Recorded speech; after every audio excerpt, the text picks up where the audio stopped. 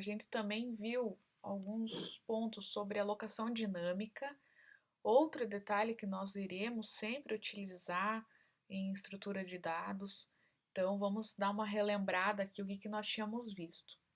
Até então, sempre quando a gente trabalhou com declaração de variáveis, apontamento ali, uso de ponteiros simples e tal, a gente nunca se preocupou se aquela informação conseguiria ser armazenado ou se eu for criar um vetor com diferentes informações, se qual seria o valor ideal para eu colocar como armazenamento. Então eu poderia ter que colocar um vetor de 100 posições, um vetor de 5 posições, 10 posições.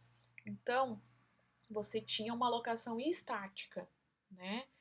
Mas a alocação estática traz esses problemas que pode estar utilizando a memória sem ter a necessidade ou sem estar precisando definir todo aquele espaço. Então, a principal ideia da alocação dinâmica é que você permita o uso daquela informação. Se em um determinado momento você não estiver utilizando mais aquele dado, você pode liberar a memória, ter mais espaço.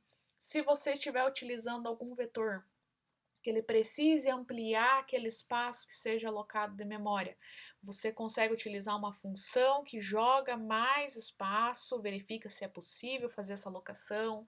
Então, o principal objetivo da alocação dinâmica é que você permita a criação desses elementos, né, em tempo de execução. Então, antes só era adicionada a alocação estática em tempo de compilação. A partir do momento que você compilava o código, ele já fazia a alocação estática. Aqui em tempo de execução, ou seja, enquanto você está rodando o seu programa, você está utilizando, você disponibilizou ele para um usuário, essa alocação de memória ela está ocorrendo, né? Liberando ou alocando espaço dinamicamente. Então, nesse exemplo aqui que a gente viu esse exemplo, temos o do código do programa, quais são as variáveis globais, variáveis estáticas, e aí ao invés de você fazer uma alocação em que essas variáveis estejam estaticamente definido qual é o valor necessário e tal, você pode alocar ela no espaço livre que estiver lá no teu sistema de arquivos, né? O quanto que eu posso colocar aqui de informação, se agora eu vou precisar X, depois eu vou precisar Y, aumentou o número de cadastros, aumentou o número de informações e eu preciso trabalhar com esse processo, né? A gente viu até alguns exemplos de vetores. Então, o que acontece? Quando você faz a chamada de uma função para alocar dinamicamente, ela sempre vai em busca da onde tem essa memória livre e traz se ela consegue ou não fazer essa alocação. Então, essa gerência também de verificar se tem espaço disponível faz parte do programador, né? E como que é feito? Quais são as funcionalidades? Então, vamos relembrar aqui que a gente tinha visto, principalmente o malloc, né? O malloc, então, ele realiza esse processo de alocação de memória, ele vai ter que ter como informação qual seria o tipo, claro, qual seria o tipo de dado que você quer armazenar.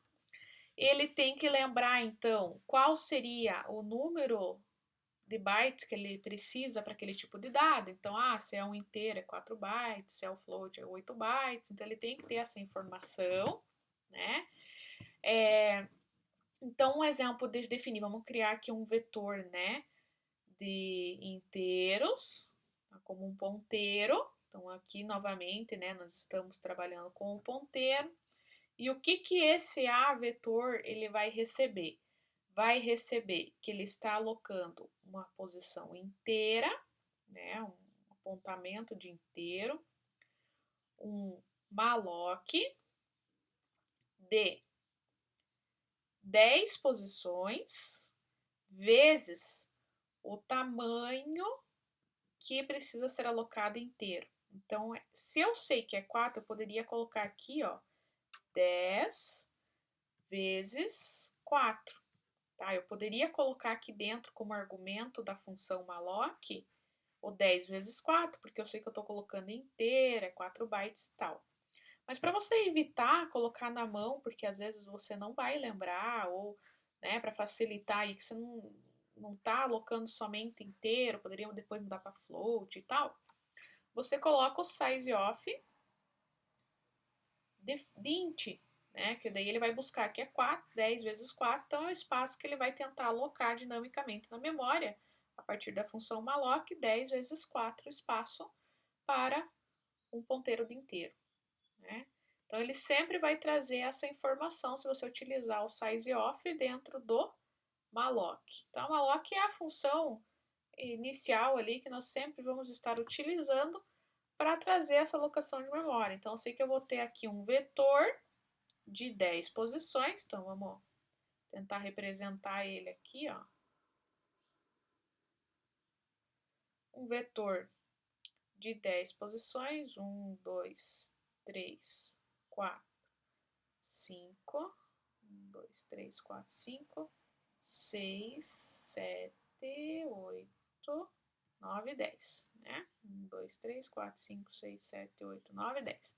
Então, esse aqui seria o vetor que está sendo definido. Ele é um vetor de inteiro, então lembrando que cada vez que você define um vetor, aqui ele vai ocupar 4 bytes, aqui ele vai ocupar 4 bytes, porque cada posição do vetor ela precisa ser alocada num espaço específico, né? Então, por isso você faz o 10 vezes o número de informação aqui que vai ser necessário. Então, para todas essas posições é 4 bytes. Ou se um vetor de decimais, né? Então seria 8 bytes para cada um. Aí no sistema de arquivo lá, né, lá na memória, o que, que ele vai fazer? Ele vai verificar se ele tem, né, 10 vezes 4, vou colocar aqui, né, 10 vezes 4 como memória livre para ele poder alocar esse vetor aqui denominado A vetor, né? Então, o malloc ele serve para isso, tentar alocar esse espaço. Se eventualmente eu não tenho somente 10, né? Foi o inicial aqui, mas eu tenho 20, duplicou o que eu preciso colocar em tempo de execução, né? Em tempo de execução, ele vai poder fazer uma gerência e se você não utilizar esses 10 ou precisar mais 10, ele vai ter que, em tempo de execução, alocar ou desalocar esse processo. Se eu utilizei somente esses 4 iniciais aqui, esses outros aqui estão livres para serem utilizados por outra variável. Então, essa que é a principal ideia da alocação dinâmica. E aí você pode utilizar outras funções. Então, por exemplo, o calloc que a gente viu, né, o calloc, ele consegue alocar espaço, né, igual o malloc, mesma definição, só que daí ele já inicializa todas as posições ali com 0. Então é a mesma coisa que ele viesse aqui, ó, né, o dado aqui inicial, em vez de ser nulo todas as posições, ele já inicializa com 0. Essa que é a principal ideia. Se você não definir o calloc, ele inicializa com nulo, porque não tem nenhuma informação ainda alocada, somente o endereço que foi definido. E o realloc, né, então é o processo de redimensionar a área alocada. Então, se ele usar mais de 10 posições, você usa o realloc para colocar o quanto mais que ele precisa definir no vetor, seja mais 2 posições, por exemplo. Ele vai lá e inclui mais 2 posições, é redimensionar. Agora, se ele utilizou só 4 e ele não usa mais as outras 6, então você vai lá e somente aloca aquelas 4 iniciais e não todas elas, né? Então você consegue liberar o espaço ou adicionar espaço definindo um novo tamanho de vetor. Tudo isso em tempo de execução. Então esse é o principal objetivo, né? Bom, então o que é importante vocês lembrarem? Faz o tratamento de erro e assim que você termina alguma execução que não vai utilizar mais aquela memória, aquele espaço, você pode liberar a memória. Então, como que eu faço um tratamento de erro? Eu vou ter o vetor ali definido, né, fazendo a alocação de um inteiro, aqui está 10 vezes size of the int, então ele faz 10 vezes 4, vou ter 10 posições de 4 bytes. E aí, se ele não tiver espaço na memória, ele vem aqui, ó, ele não vai ter espaço para alocar. O que, que vai acontecer? Quer dizer que retorna nulo, né? Ele não conseguiu trazer esse resultado, não atribuiu um valor de espaço para V. Então, você faz um tratamento de erro aqui para mostrar para o usuário que isso não está sendo possível alocar.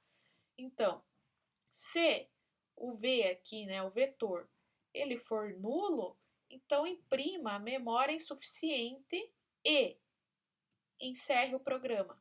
Então, se você colocar exit 1, ele encerra o programa e fecha. Quer dizer que não tem espaço para alocar esse vetor de 10 posições com inteiros.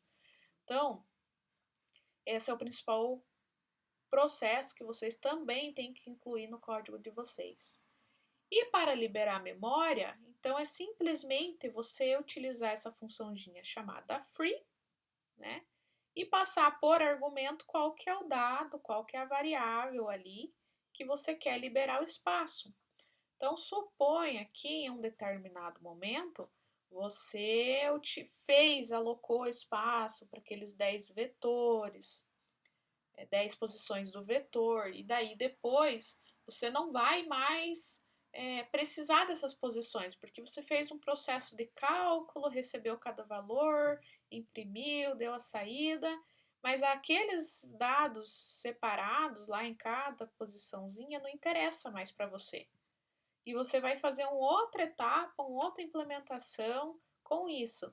Então, esse espaço aqui que já estava alocado, eu vou lá e libero. Então, é a mesma coisa que eu deixasse o sisteminha de arquivo aqui, ó, que antes estava ocupado, agora ele volta a ser vazio.